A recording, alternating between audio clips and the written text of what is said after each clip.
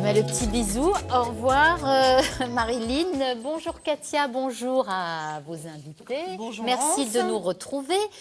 Alors aujourd'hui, Katia, vous allez nous parler de l'infiniment petit. Oui, absolument. On va, si vous voulez bien, changer d'échelle pour faire un gros plan sur les nanotechnologies, un secteur qui est en pleine croissance. Et on va le voir à travers un bel exemple, celui d'une société de Champignol qui a mis au point un procédé unique dans le domaine pharmaceutique. On va en parler dans un instant avec Franz Deschamps. Bonjour. Vous êtes le dirigeant de Stanifarm. Merci beaucoup d'être avec nous.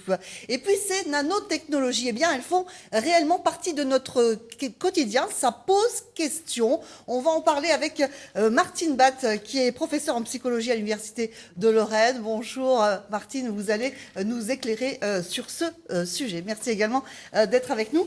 On commence avec vous, donc Franz Deschamps. Votre société a été créée en janvier 2010. Est-ce que vous pouvez nous la présenter ? Oui, Stanifarm, donc une entreprise de 8 personnes à Champignol. En fait, on est un essaimage, donc une création d'entreprise qui a repris une activité existante. Et on développe des prestations de services de recherche et développement pour la pharmacie et pour le médical. D'accord. C'est une petite équipe, hein ? Oui, 8 personnes. Depuis un mois, on était 7, on est 8 maintenant. D'accord. Quels sont vos clients exactement ? Alors, nos clients sont des laboratoires pharmaceutiques, des grands de la pharma, mais surtout ce qu'on appelle des biotech ou des medtech, c'est du jargon, je vais expliquer rapidement. Voilà. Ce sont des petites sociétés qui sont souvent récentes, qui développent un produit sur une pathologie particulière, une thématique particulière. Donc qui ont levé des fonds, qui veulent aller vite et bien sur le marché, et qui en fait sous-traitent tout ce qui est formulation, production, recherche. D'accord. Alors une petite équipe, on l'a dit, avec un profil quand même, des profils très pointus, hein. Oui, à l'exception de l'assistante, bien sûr, qui a un profil plus généraliste. Nous sommes tous scientifiques, donc ça va du technicien, BTS, DUT, licence pro, jusqu'à l'ingénieur-docteur. Très bien. Alors, vous restez avec nous. Parmi cette équipe, eh bien, Delphine et Bastien, ils ont donc des emplois à la pointe de la technologie. On l'a dit, vous avez mis au point un procédé unique dans le domaine pharmaceutique. Explication avec Malika Boudiba et Boris Krachmar. Nous sommes à proximité de la salle blanche, un lieu hyper contrôlé. Aucune molécule ne doit venir polluer les produits. Le protocole est très strict.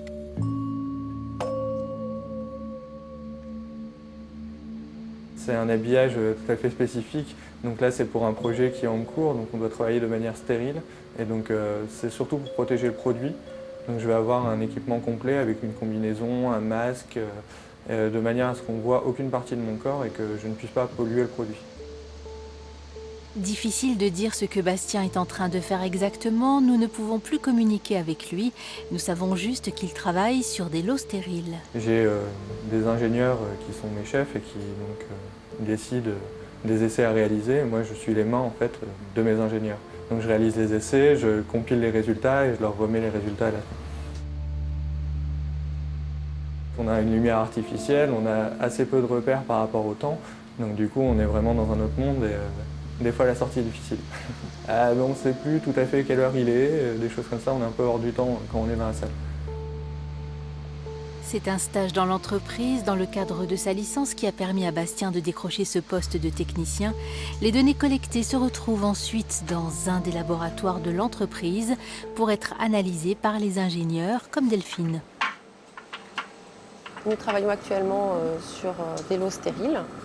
Donc en particulier, j'analyse pour savoir si le solvant est bien parti dans le cadre du procédé. Et ces produits sont purifiés. On enlève les solvants donc, qui sont nocifs pour l'homme.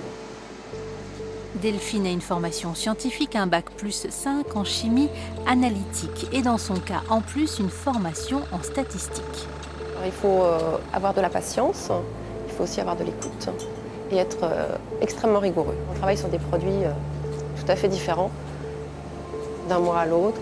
On travaille sur des projets au long cours aussi et des projets ponctuels. Donc on ne s'ennuie jamais. Stanifarm est une entreprise innovante dans le domaine de la santé avec notamment le développement d'un procédé de nanocristallisation des principes actifs de certains médicaments pour les rendre plus facilement assimilables par l'organisme. Elle intéresse déjà beaucoup les géants de l'industrie pharmaceutique.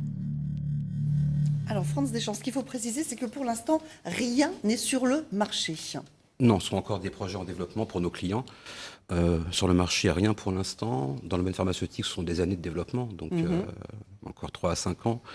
Dans le domaine médical, on pourra en parler peut-être plus rapidement, un produit sera sur le marché dans moins d'1 an. D'accord. Voilà. Il y a effectivement tout un parcours réglementaire assez lourd à respecter, évidemment, on le comprend bien. Hein. Oui, il est différent que ce soit en pharma ou en médical. Pour un médicament, ce sont des années de tests cliniques qui visent à prouver que le médicament est efficace, non toxique et sûr. Donc c'est vraiment un parcours très compliqué d'un point de vue qualité et réglementaire. Alors ce qui est important de souligner également, c'est que votre entreprise a été repérée et soutenue par des investisseurs, et notamment par des investisseurs lorrains. Oui, que par des Lorrains d'ailleurs. On est financé par des Lorrains, donc on a créé en 2010 et on a dû lever des fonds, c'était nécessaire, pour démarrer l'entreprise et démarrer tout ce qui était recherche en propre, donc le financer sur nos fonds propres et non pas sur les fonds des clients. Et donc des fonds lorrains ont suivi, 3 fonds lorrains, des fonds de capital développement, des investisseurs privés également, fédérés au sein d'une holding, et des particuliers lorrains qui sont rentrés dans Stanifarm. Donc on a aujourd'hui plus de 20 associés qui sont tous lorrains. D'accord, ça c'est effectivement quelque chose d'important. Alors vous allez aller plus loin encore et créer une unité de production. Oui, vous l'avez compris, on développe des procédés et des produits innovants. Donc c'est un parcours du combattant pour aller du concept au prototype. Et puis quand le prototype fonctionne bien, quand il est testé chez l'homme et qu'il est efficace et sûr, il faut produire. Et donc on prend le virage de la production, on passe de la R&D vers la production. Donc on va monter une équipe de production, on a commencé à s'agrandir, à investir, à embaucher également en sens. L'idée est d'avoir une offre de production récurrente pour nos clients. Et de les aider à produire ce qui ira sur le marché, ce qui sera sur le marché. D'accord. Ça veut dire effectivement qu'il y aura une équipe dédiée avec des profils différents de ceux dont on parlait tout à l'heure. Ils seront toujours techniques, on sera toujours sur des profils très techniques, clairement, mais je pense qu'ils seront un peu moins créatifs que nos chercheurs. Un chercheur n'est pas forcément un bon producteur, et réciproquement. Donc on sera sur des profils techniques, pointus, mais plus opérationnels et on va dire un peu moins fantasques et créatifs que certains chercheurs. C'est un domaine concurrentiel ? Oui, très concurrentiel d'un point de vue technologique. On répond à des besoins de la pharmacie, mais d'autres approches peuvent le faire. Donc on est sur des niches, d'une part. Et nos technologies sont aussi mises en œuvre de manière différente par les concurrents qui sont essentiellement en Europe et aux États-Unis. Alors on parlait des profils. Est-ce que c'est facile ou est-ce qu'au contraire il y en a de difficultés à trouver ce type de personnes pour travailler ici, chez nous, en Lorraine, chez vous? Alors une réponse de Normand, clairement. En Lorraine, on forme des talents dans le domaine chimie, bio, physico-chimie. Ils s'en vont souvent parce qu'il y a beaucoup d'universités, beaucoup de très bons laboratoires. Les docteurs ont du mal à trouver et vont souvent quitter la Lorraine. Donc on peut trouver, on a un vivier de talents. Et d'ailleurs, à Stanifarm, la moitié de l'équipe provient de l'université ou de l'IUT de Lorraine. D'accord.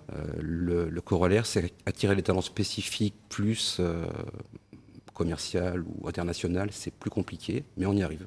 D'accord. L'international, un dernier mot rapide pour conclure sur vos marchés, vos ambitions. Alors nos marchés, nous c'est tous nos clients, donc qui sont aujourd'hui en Europe pour la plupart, mais par le biais de ces clients qui sont même des fois français, simplement, on touche au monde entier. Parce qu'en fait, nos clients ont pour ambition de vendre dans le monde entier. Le produit qu'on voyait dans le reportage qu'en production sera testé chez l'homme l'année prochaine, mis sur le marché en Europe fin d'année prochaine, début 2017, et ensuite Japon, États-Unis. D'accord. Donc, nos clients visent le monde entier. Très bien. Eh bien, merci beaucoup, Franz Deschamps, d'être venu aujourd'hui sur notre plateau.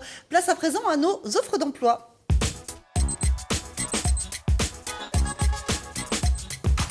Et avec nous par téléphone, Bastien Barucci de l'agence d'intérim Alliance d'Esch-sur-Alzette. Bonjour Bastien, vous avez plusieurs postes à nous proposer, notamment 10 postes d'électriciens. Oui, tout à fait. Nous recherchons une dizaine d'électriciens donc sur le secteur géographique Luxembourg et Luxembourg Nord. Donc là, une mission qui va démarrer directement à partir de la semaine prochaine, essentiellement pour faire divers branchements, raccordements et pose de chemin de câble.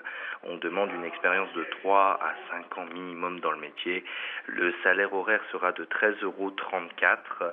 La mission va durer entre minimum 2 mois, et le véhicule est indispensable. Très bien. Autre poste, toujours par dizaines. Chez vous, c'est bien quand on propose beaucoup de postes dans cette émission. C'est 10 électriciens, hein, c'est ça ?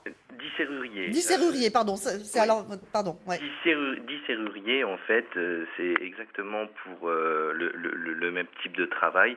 Donc là, ce serait plutôt des serruriers soudeurs, donc avec toujours de la pose et de la découpe de chemin de câble, et on allierait ça aussi avec de la pose de caillebotis et de garde-corps. Donc le secteur géographique est Luxembourg Nord. On demande 3 à 5 ans d'expérience dans le métier. Le salaire horaire sera de 13,34 € de l'heure.